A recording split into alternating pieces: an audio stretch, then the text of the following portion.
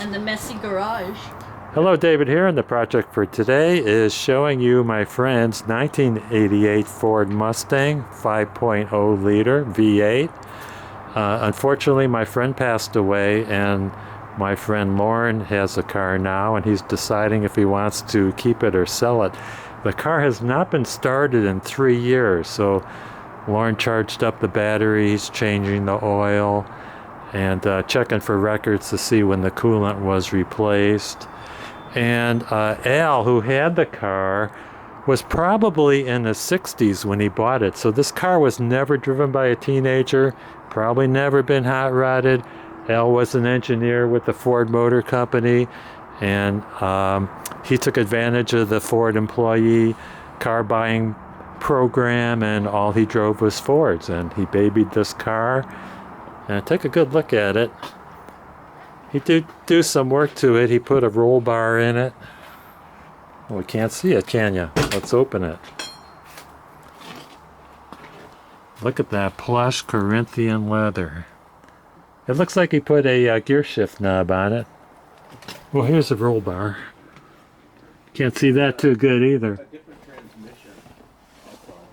He changed the transmission? Yeah, I think it's like a 308 or something now. Okay, I don't so know what it was. Is it a 5-speed manual?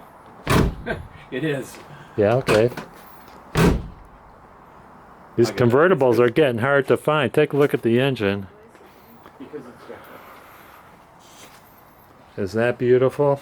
He kept it really clean. 5,000 miles on it. You might need to flush the brake fluid, because the brake fluid is dark. Is it? Okay. It should be like a... should kind of look like apple juice. It's got like an amber color. Yeah. How many miles are on it? Around 5,000.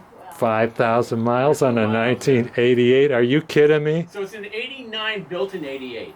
Oh, okay. He got it in You 88. could say the hood's probably been down 3 times. Has it ever been in an accident? No. No accident. Well, guys and gals, this car... Hardly ever had the convertible top down because he thought Yeah. it would ruin it. Oh, really? But I don't know if that's Put the reality. creases in it. Yeah, he thought it would put creases in it. What a beauty. Well, guys and gals, this car might be going up for sale because Lorne doesn't have room to store it at his house. And a car like this has to be started at least once a week and warmed up, just to keep everything limber and make sure the seals don't leak. So if anybody is interested, let me know, and I'll put you in touch with my friend, and you guys could maybe work out a deal.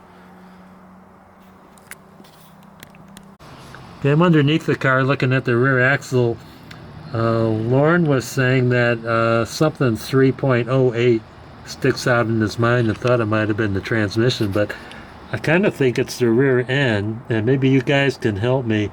I don't think the stock rear end was red. I think they were black. So there might have been some work done on this here. I don't know. I'm just guessing.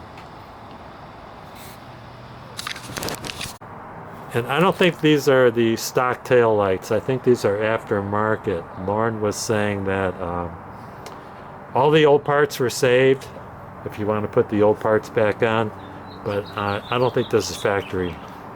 Or something, maybe I thought that air intake system didn't look stock, and this is what's on there. This is an aftermarket cold air induction system.